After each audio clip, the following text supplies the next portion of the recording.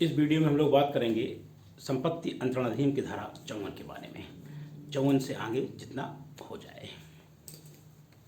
54 में क्या कहा गया है? 54 में ये कहा गया है कि संपत्ति का ट्रांसफ़र कैसे करेंगे आप।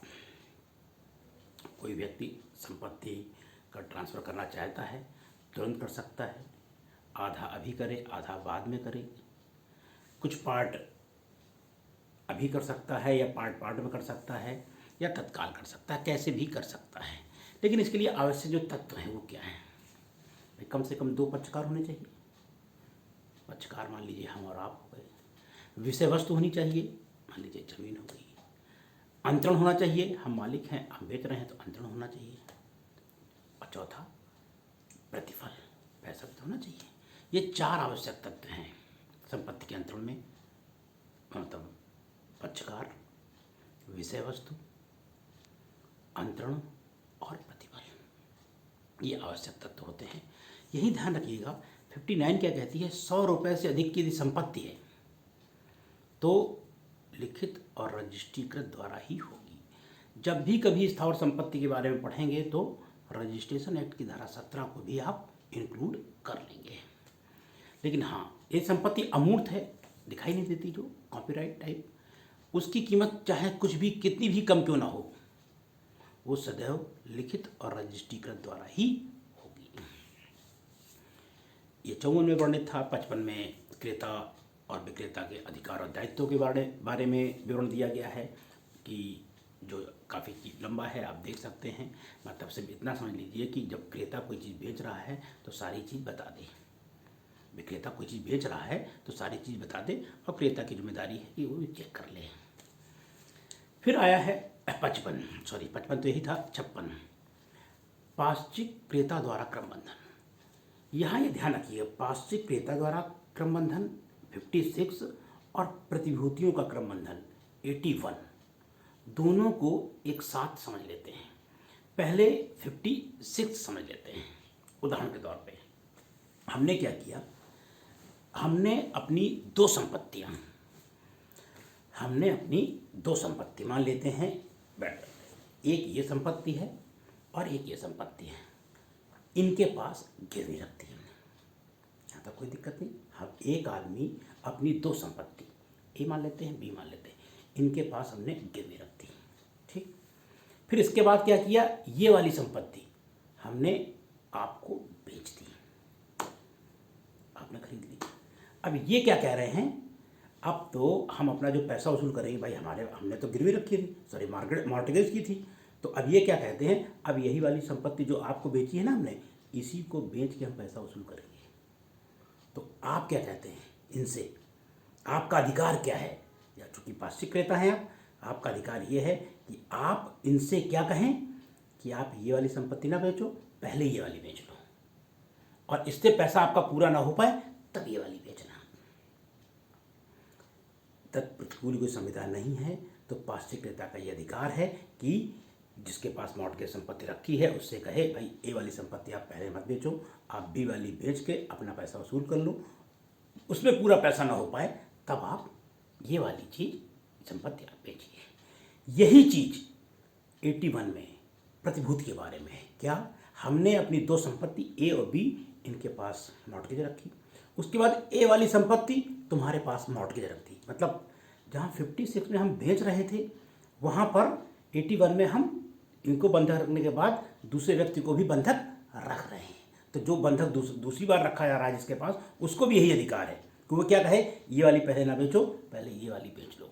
तो एक साथ 56 और 81 को आप लेके चलेंगे। क्या है, पाश्चिक क्रेता द्वारा क्रम बंधन और प्रतिभूतियों का क्रम बंधन। सदैव 56 और 81 को एक साथ लेके आप चलेंगे। 57 में विलंगम के बारे में है। यदि कोई ऐसी संपत्ति बेच दी जाती है जिसमें भार है तो न्यायालय क्या कर सकता है, संपत्ति को बिकवा के, उसे जमा करवा के उसके ब्याज से पैसा वसूल सकता है, लेकिन वो 10% तक ही होना चाहिए, जब तक कोई विशेष बात ना हो तब तक। फिर आते हैं हम लोग 58 में, सबसे महत्वपूर्ण है 58। क्या है, मॉर्टगेज, बंधककर्ता, बंधकदार, बंधक धन, बंधक विलेख की परिभाषा दी है 58A में। खेल शुरू होता है बी से। 58B क्या है? सादा बंधक। सादा बंधक में क्या होता है?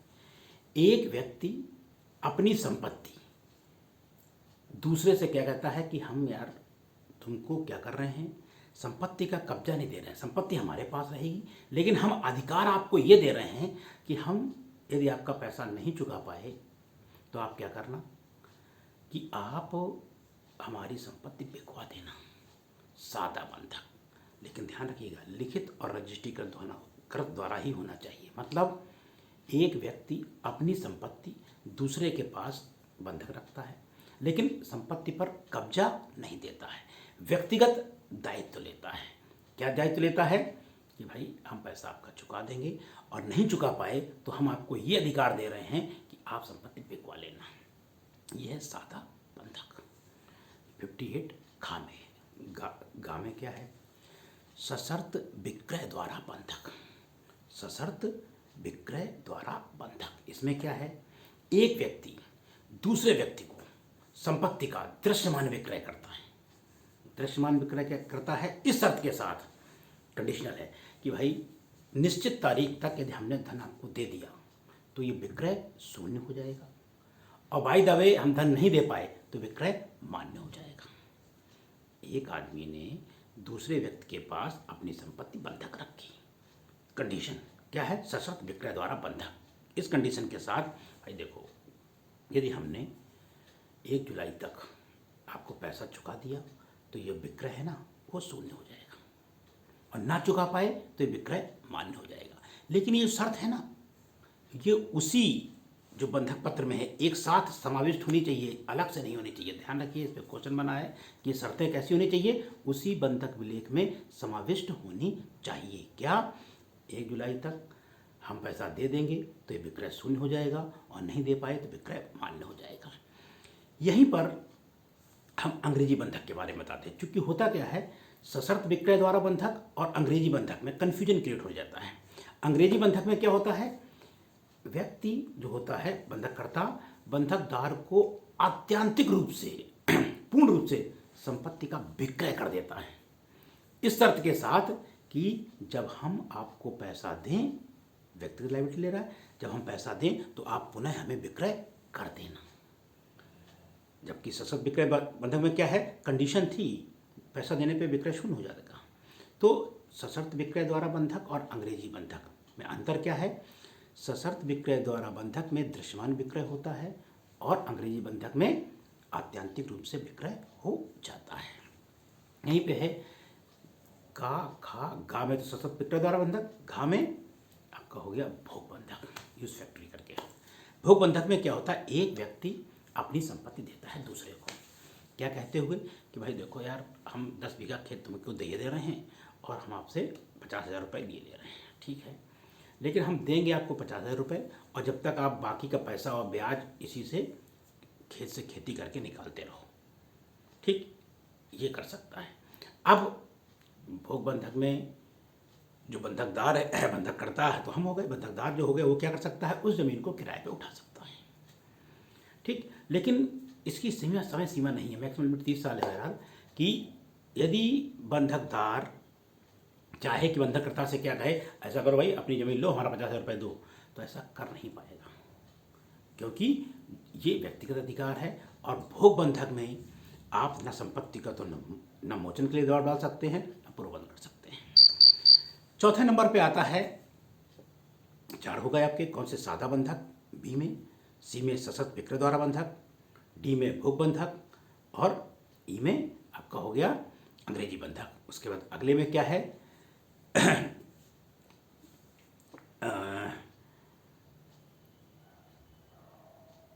जो संपत्ति रख देते हैं ना, उसका बिल्कुल दिमाग से निकल गया कि मॉर्टगेज कैसे रख रहे हैं, कि जरा बुक उठाना, एक सेकंड चलेगा दिमाग से।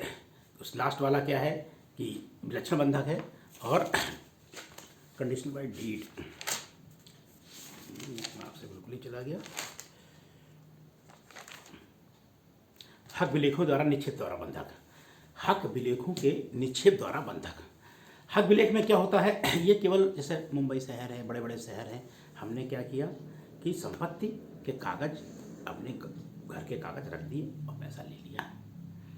अब वो क्या कर सकता है, हम पैसा नहीं देते हैं तो घर पे हमारे कब्जा कर सकता है और घर भी कर सकता है।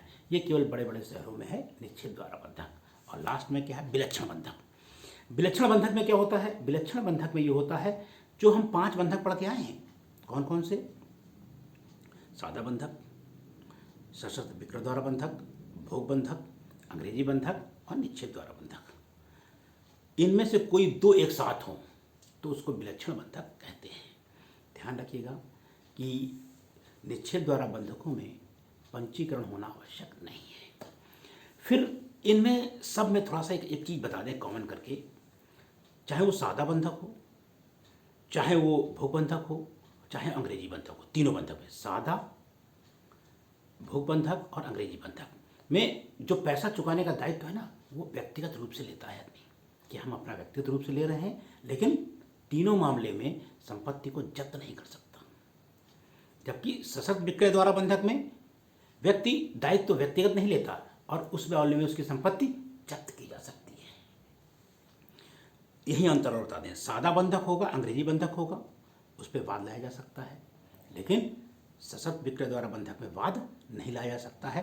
पूर्वबंध का अधिकार होता है, मतलब पूर्वबंध खुद ही चूंकि पहले ले चुका होता है तो इसलिए कोई दिक्कत नहीं होती। तो पूर्वबंध का अधिकार किस में होता है, तो सशर्त विक्रय द्वारा बंधक में होता है। ये क्वेश्चन बहुत आता है, पूर्वबंधक द्वारा किस में होता है, सशर्त विक्रय द्वारा बंधक में होता है। ठीक, ये मॉर्टगेज का पूरी एक तरह से हिस्ट्री है।